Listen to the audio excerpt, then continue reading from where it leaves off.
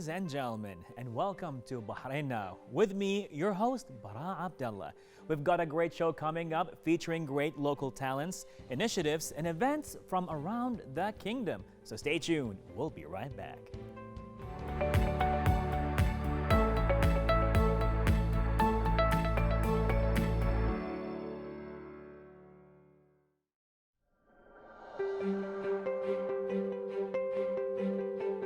Well, ladies and gentlemen, this is going to be a very artistic and a beautiful talk, as our next guest is a Bahraini artist, designer, and the founder of Alfann Gallery and the co-founder of the first NFT exhibition in the MENA region, NFT Expo. Please welcome with me Leena Al Ayoobi. Good evening. How are you? Fine, thank you.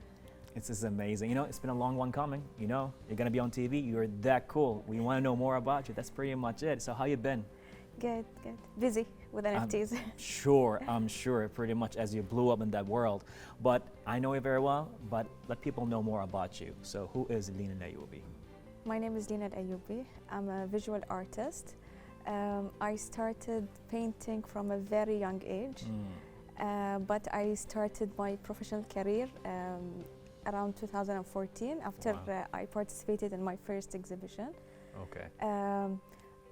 I studied business management, not art, unfortunately. All right. I've been working in the business consultancy and corporate world for 12 years. Wow. I quit that in 2015, 16, and started focusing on my art. Amazing. I opened my first shop in 2015. It's called Alfann, which translates to House of Art. Right. And I have another branch in Bahrain International Airport. Amazing, amazing. I know that branch, been there, love it. There's a lot going on over there.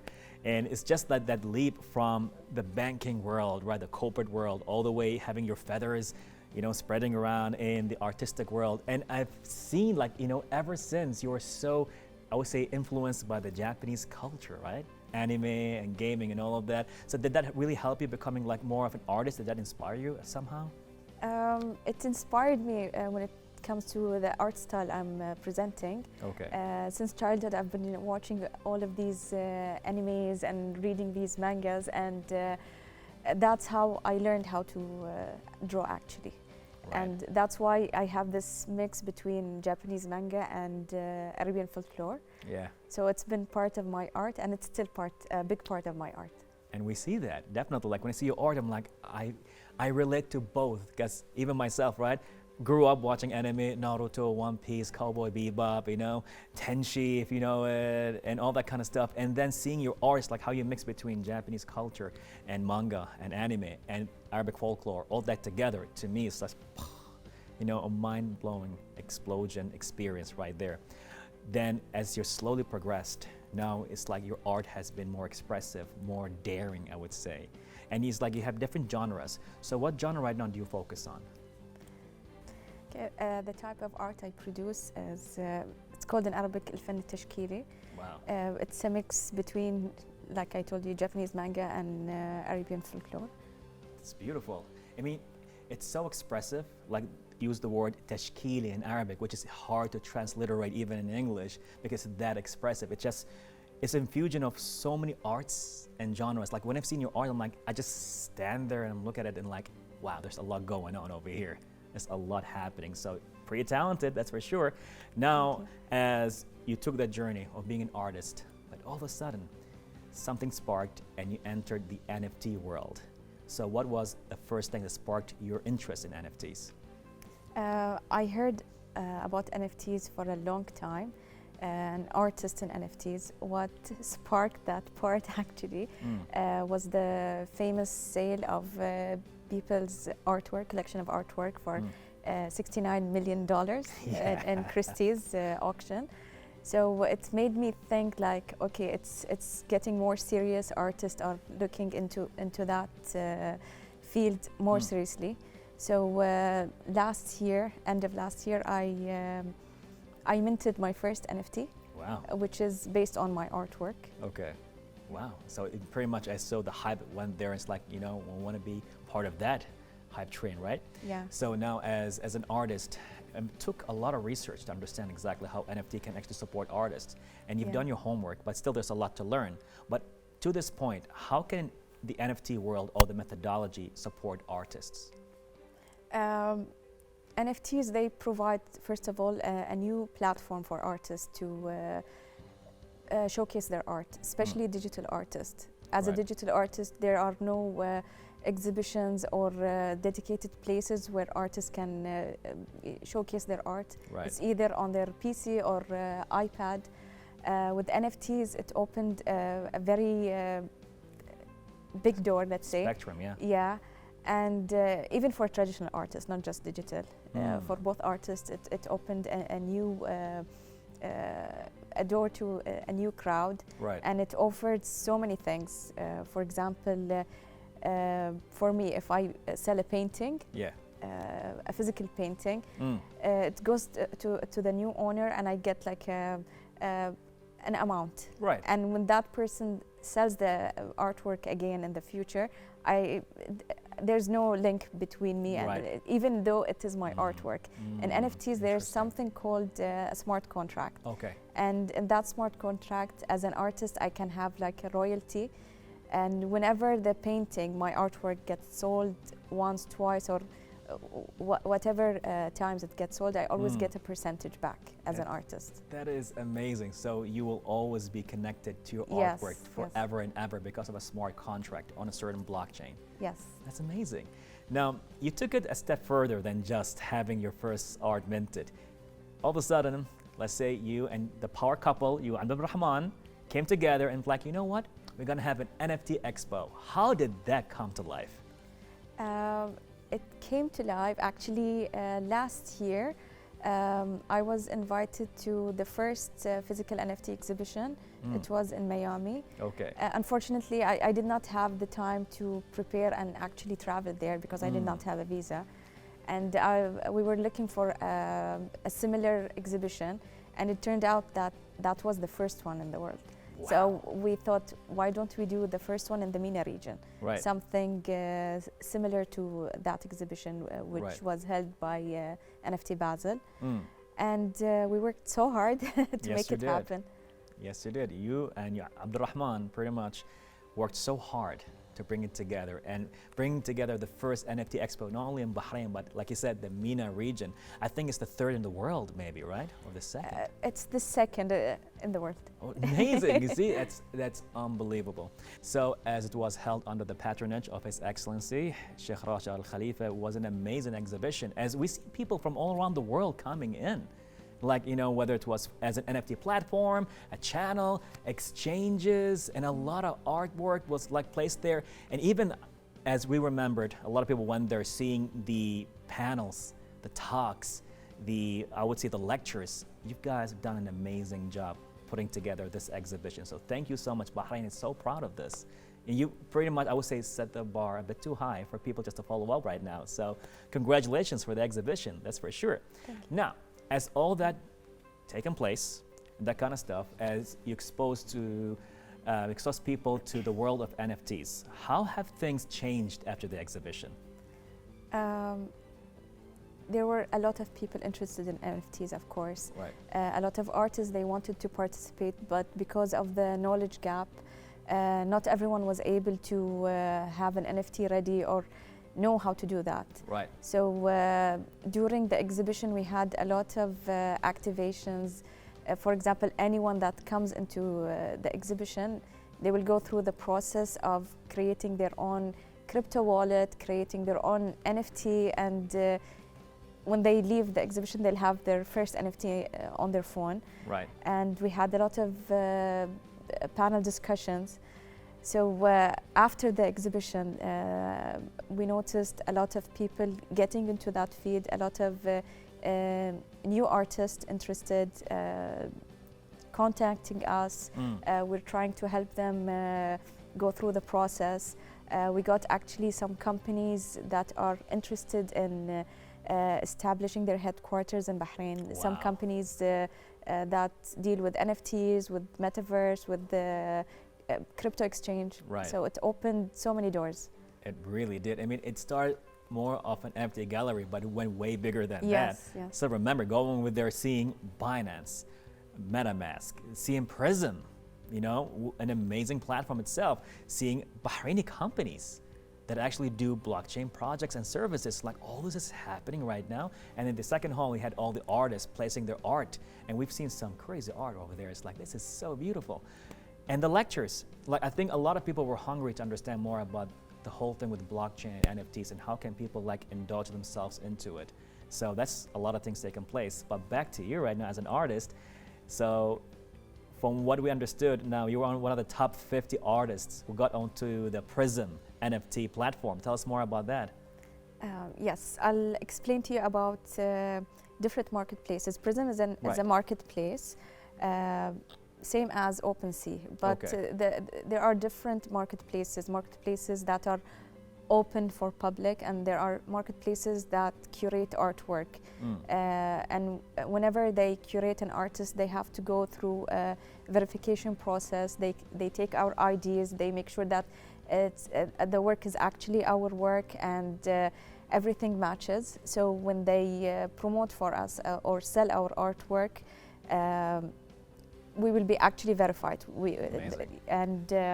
The nice thing about the collection of artists they have artists from all the fields, musicians, sculptors, and even athletes. Wow, wow, wow. It's a big platform, right? There is an open market, like you said. Yeah. And not only that, as from Prism all the way to Binance, hello, what's going on over there?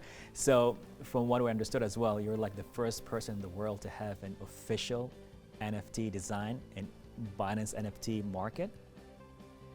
That's amazing. So tell us more about that.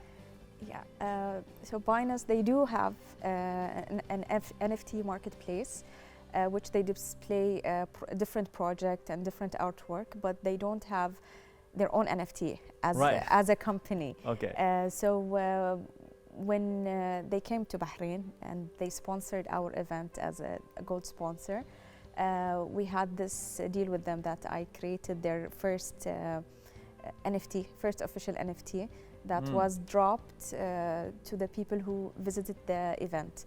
So instead of going to the events, the usual exhibitions, and you get like leaflets and some like corporate gifts, you will get an NFT dropped on your wallet. How cool is that? How cool is that? And only that, even during Ramadan, you had some work with, I would say, the charity going on over there. Can we know more about that? Yeah, sure. So I worked with Binance Charity. Okay. They wanted to do something during the holy month of Ramadan.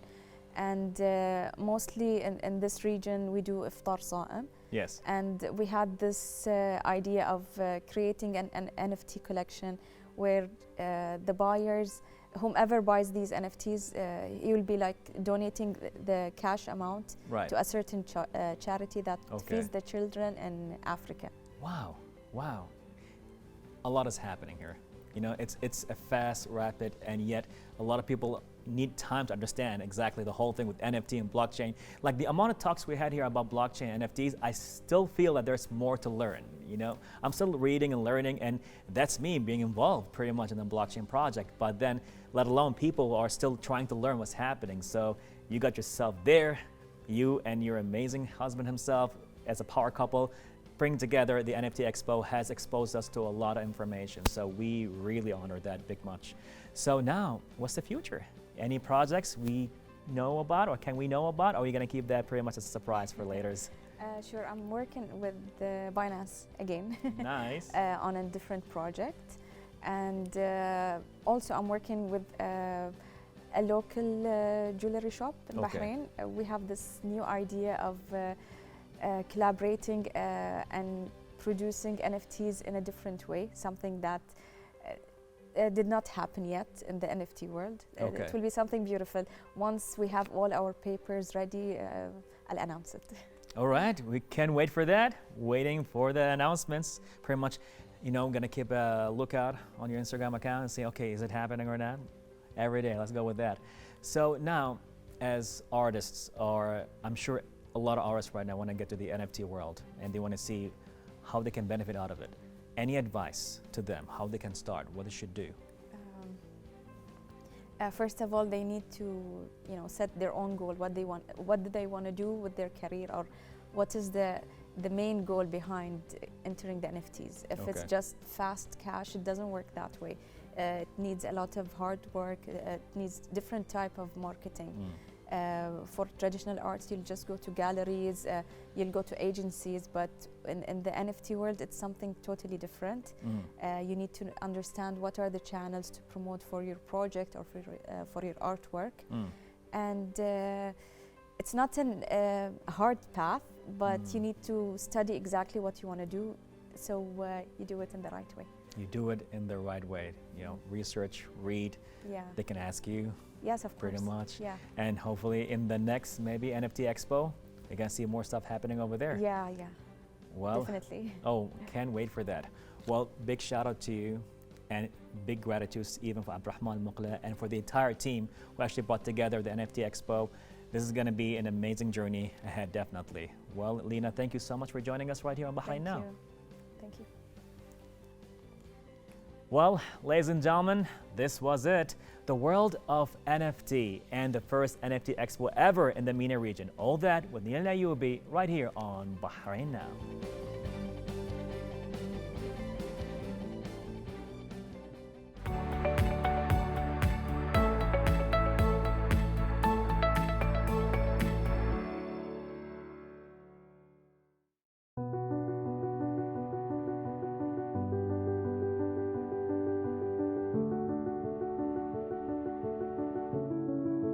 Exhibition World Bahrain is the new identity of the brand new exhibition and convention center coming up at Sakhair. The Middle East's largest of its kind venue for expos and events is set to open in the fourth quarter of this year, with more than 75% work on the project complete. We're very pleased tonight to have launched the new identity for the new exhibition center, including the new name, Exhibition World Bahrain. This facility was built to put Bahrain on the international scene for exhibitions, conferences, and incentive meetings. We have a world-class facility. It's 10 times what we have today in Bahrain, one of the largest in the region and in the world. And we aim to attract international events from all over the globe to Bahrain, to introduce Bahrain as a place to meet, to do business, to exhibit their products, and to transact. This facility was built with the mind that we have multiple access to it. It's split over multiple halls, so we can host multiple events at the same time. The convention center linked to it has a 4,000 seating auditorium capacity, fully equipped with kitchens, with restaurants, and we are able to host any size facility in this convention and exhibition center. Of course, today was a momentous event. It was the launch event for the new brand identity of the new Bahrain International Exhibition Center, which will be called the Exhibition World Bahrain. So this is something obviously a great moment for Bahrain. It is where we're launching, hopefully by the end of this year, the operations of the Exhibition World Bahrain, and which will represent the largest exhibition center in the Middle East, and where we'll be allowed to promote Bahrain as a hub for MICE events and activities, and help to promote Bahrain as a destination for global industry flagship events. So that's something that we're very excited about, and today is the first step towards launching that brand, and which we'll be communicating globally as well.